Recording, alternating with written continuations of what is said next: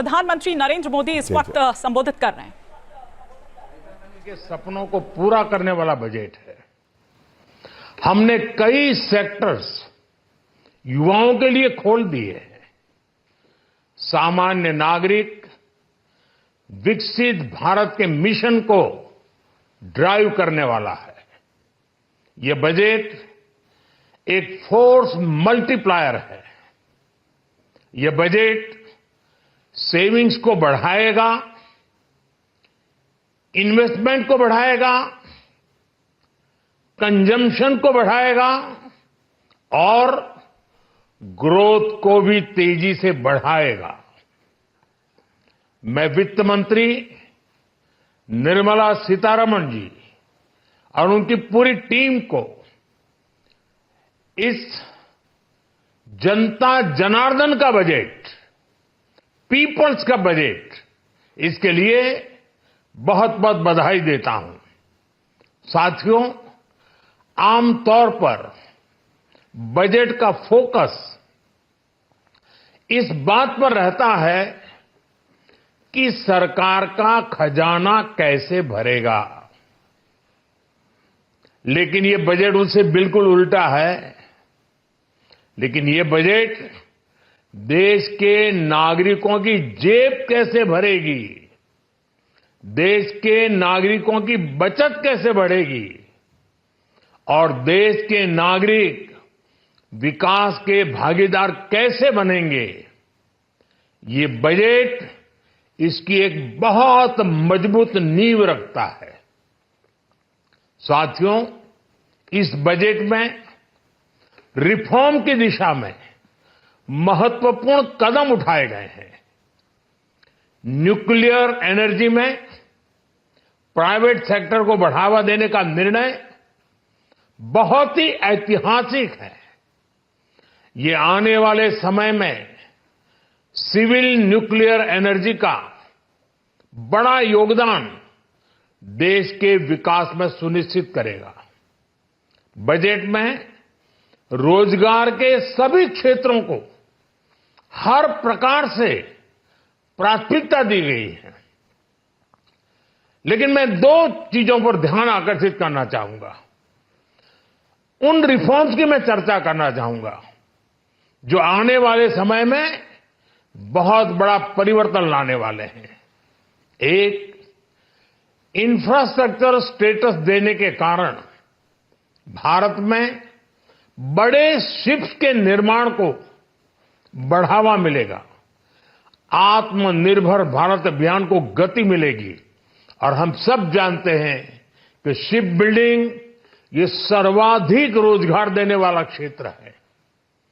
उसी प्रकार से देश में टूरिज्म के लिए बहुत संभावना है।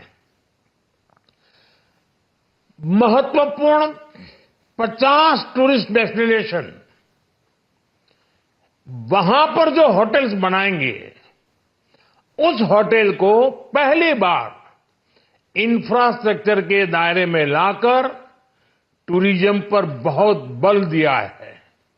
इससे हॉस्पिटैलिटी सेक्टर को, जो रोजगार का बहुत बड़ा क्षेत्र है, और टूरिज्म जो रोजगार का सबसे बड़ा क्षेत्र है, एक प्रकार से चारों तरफ रोजगार के अवसर पैदा करने वाला एक क्षेत्र को ऊर्जा देने वाला काम करेगा। आज देश विकास भी, विरासत भी इस मंत्र को लेकर चल रहा है। इस बजट में भी इसके लिए भी बहुत महत्वपूर्ण और ठोस कदम उठाए गए हैं। 1 करोड़ पांडुलिपियों के लिए संरक्षण के लिए, मैन्युस्क्रिप्ट के लिए ज्ञान भारतम मिशन लॉन्च किया गया है। साथ ही भारतीय ज्ञान परंपरा से प्रेरित एक नेशनल डिजिटल रिपोजिटरी बनाई जाएगी। यानी टेक्नोलॉजी का भरपूर उपयोग किया जाएगा और हमारा जो परंपरागत ज्ञान है उसमें से अमृत निचोड़ने का भी काम होगा। साथियों, बजट में किसानों के लिए जो घोषणा हुई है वो कृषि क्षेत्र और समूची ग्रामीण अर्थव्यवस्था में नई क्रांति का आधार बनेगी। पीएम धन धान्य कृषि योजना के तहत 100 जिलों में सिंचाई और इंफ्रास्ट्रक्चर का डेवलपमेंट होगा। किसान क्रेडिट कार्ड की लिमिट 5 लाख तक होने से उन्हें ज्यादा मदद मिलेगी। साथियों, अब इस बजट में 12 लाख रुपए तक की आय को टैक्स से मुक्त कर दिया गया है। सभी आय वर्ग के लोगों के लिए टैक्स में भी कमी की गई है।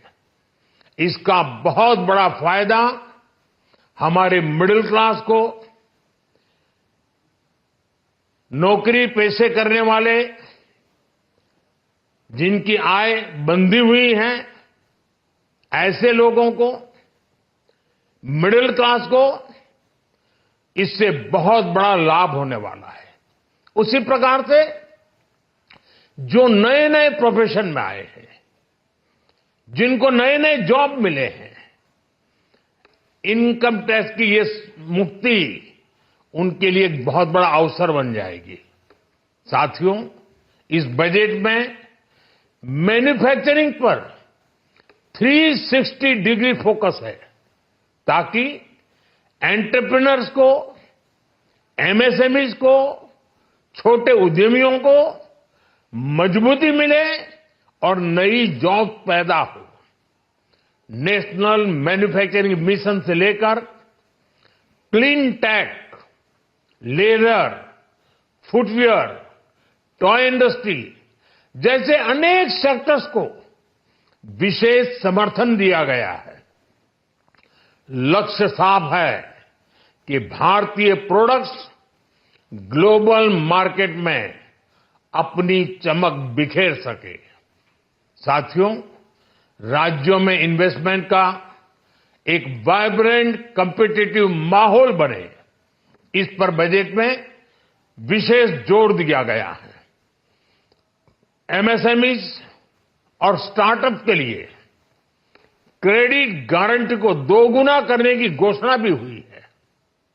देश के एससी, एसटी और महिला जो नए उद्यमी बनना चाहते हैं उनको 2 करोड़ रुपए तक के लोन की योजना भी लाई गई है, और वो भी बिना गारंटी।